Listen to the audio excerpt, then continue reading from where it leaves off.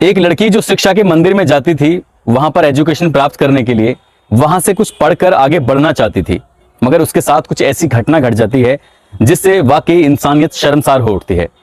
वो अपना दर्द किसी से शेयर भी करना चाहती है, किसी को बताना चाहती है, मगर कोई ऐसा शख्स मिल ही नहीं रहा था। हालांकि उसके घर में उसके पिता भी हैं, उसकी माँ भी है।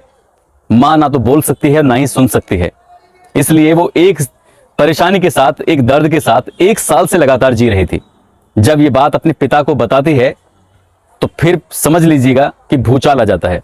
आज इस मामले की गूंज हिंदुस्तान ही नहीं बल्कि दुनिया भर में फैल चुकी है कि शिक्षा के मंदिर में भी बच्चे सुरक्षित नहीं हैं, तो आखिरकार कहां सुरक्षित होंगे। आदाब, नमस्कार, सत श्री अकाल। मैं उस्मान सैफी। आज की जो सच्ची घटना मैं आपको सुनाने जा रहा हूं, ये सच्ची घटना है राजस्थान प्रदेश के जिला अलवर की। जिला अलवर का एक सिटी है, शहर भिमाड़ी, और उसी शहर के पास एक गांव लगता है रायसराना। दरअसल यहाँ के एक सरकारी स्कूल में एक बच्ची पढ़ती थी, मगर अचानक से उस बच्ची ने स्कूल जाना बंद कर दिया है। उसके पिता ट्रक ड्राइवर हैं और माँ घर में रहती है, मगर ना बोल सकती है और ना ही वो किसी की आवाज या बात सुन सकती है। हालांकि वो अपनी बच्ची को देखती जरूर थी, मगर वो समझ नहीं पा रही थी कि बच्ची किस परेशानी से गुजर रही है। अचानक ही उसके पिता अपनी बेटी से पूछते हैं कि बेटा, मैं कई बार देख चुका हूं, मैं जब भी कभी बाहर से घर आता हूं तब मुझे तुम घर ही मिलती हो, कभी स्कूल नहीं जा रही हो। आखिरकार क्या बात है, तुम स्कूल क्यों नहीं जाना चाहती, जबकि तुम पढ़ लिख कर बड़े बनकर एक अच्छा डॉक्टर बनना चाहती थी। मैं तुम्हारे लिए दिन रात मेहनत करता हूँ, दिन रात ट्रक चलाकर तुम्हारे लिए पैसे कमाता हूँ और तब तुम्हारी पढ़ाई कर रहा हूँ। आखिर क्या बात है, तुम क्यों स्कूल नहीं जाना चाहती हो। शुरुआत में बच्ची शांत रही, कुछ बोल नहीं पा रही थी, मगर जब देखा कि माँ सुन नहीं सकती है, बोल नहीं सकती है, इसलिए उसकी आवाज सुनने वाला कोई नहीं है पिता के अलावा, तब उसने अपने पिता को रोते हुए अपना वाकया बताया। तो पिता के पैरों तले जमीन खिसक गई कि आखिरकार मेरी बेटी 1 साल से एक परेशानी से जूझ रही थी और मैं उसको समझ ही नहीं पाया। दरअसल ये लड़की गांव के ही सरकारी स्कूल में जाती है और वहां करीब 1 साल पहले उस बच्ची को इस स्कूल की 2 शिक्षिकाएं अपने साथ लेकर जाती हैं कि बेटा, तुम्हारे साथ तुमसे कुछ जरूरी काम है, हमारे साथ चलो। वो जहां लेकर जाती हैं वो एक सुनसान जगह थी, एक आध वहां पर घर बना हुआ था। उस घर में जाकर देखती हैं तो वहां प्रिंसिपल साहब हैं और इसी स्कूल के 3 शिक्षक और मौजूद हैं। वहां खाना पीना चल रहा था, 2 शिक्षिकाएं पहले से ही मौजूद थीं, इसलिए इस बच्ची के दिमाग में कोई ऐसी बात नहीं आती है। यही खाने पीने के दौरान इस बच्ची को कुछ ऐसा खिलाया जाता है जिससे वो विरोध भी नहीं कर सकी, और जब उसकी आंख खुलती है तो पता चलता है कि इस स्कूल का प्रिंसिपल और 3 शिक्षक उसके साथ जबरदस्ती कर देते हैं, गलत काम कर देते हैं।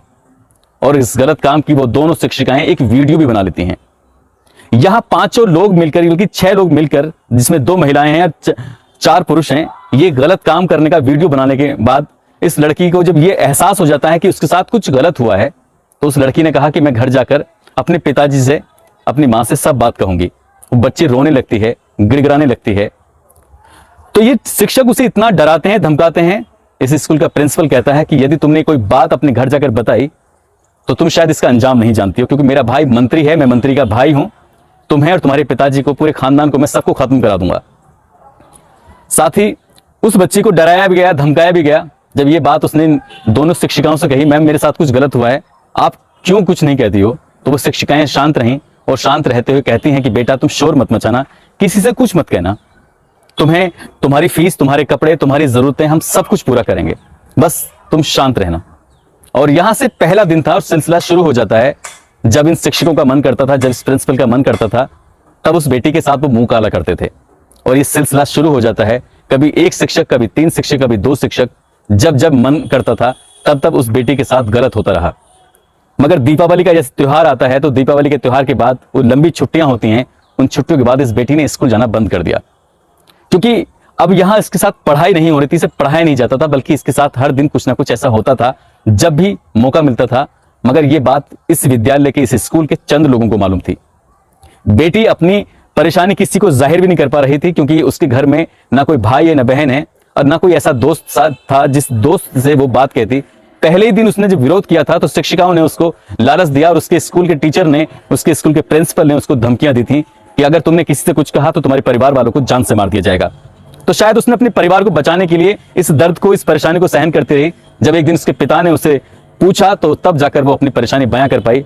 इसके बाद इसके पिता अपनी बेटी को लेकर वही नजदीकी मांडर एक थाना है, वहां पर पहुंचते हैं और जाकर इस मामले का मुकदमा दर्ज कराते हैं। प्रिंसिपल सहित 3 लोगों के विरुद्ध मुकदमा दर्ज कराया गया है। साथ ही दोनों शिक्षिकाओं को भी इसमें शामिल किया गया है, क्योंकि ये भी इस कृत्य में उनका साथ दे रही थी। बेटी शिक्षा के मंदिर में भी सुरक्षित नहीं है तो कहां सुरक्षित होगी। और इसके बाद जैसे ही मुकदमा दर्ज होता है तो फिर इसके बाद 3 और लड़कियां सामने आती हैं, वो भी मुकदमा दर्ज कराती हैं। वो कहती हैं कि हमारे साथ भी ऐसे ही गलत काम हो रहा था। मैं कई कहानियों में आपको बता चुका हूं, यदि आपके साथ कुछ गलत होता है तो पहले ही दिन विरोध कर दीजिए। यदि विरोध नहीं कर पाए तो उस परेशानी के साथ फिर आपका फायदा उठाया जाएगा और लगातार आपके साथ गलत होता चला जाएगा। हालांकि इस मामले की उच्च स्तरीय जांच की जा रही है। राजस्थान प्रदेश सरकार इस मामले को बड़ी गंभीरता से ले रही है और ये जैसे ही मामला ये सुर्खियों में आता है, मीडिया पर आता है, तो उसके बाद पुलिस प्रशासन इस मामले की जांच भी तेज कर देता है। फिलहाल सभी आरोपी पुलिस की हिरासत में हैं और पुलिस इस मामले की जांच में जुटी हुई है ताकि आरोपियों के विरुद्ध सख्त से सख्त, कड़ी से कड़ी कार्रवाई कर सके।